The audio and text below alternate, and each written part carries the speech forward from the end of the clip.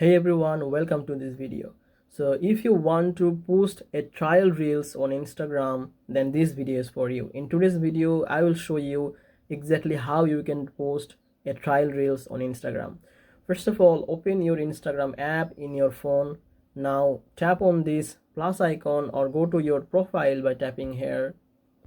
Now from here, just tap on this plus icon now and select reels from here. Now choose your video, which one you want to upload as a trial reel.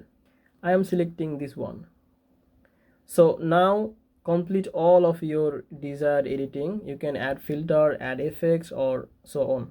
So after that, just tap on this next button. Now here you can find a option trial reel. Just enable this. And this video is not going to show your followers but only be shown to your non-followers at the first, and just share this, and that's it. This is how you can easily post a trial reels on Instagram. So if you think this video helpful, please make sure to like this video and subscribe this channel. I will see you in the next video.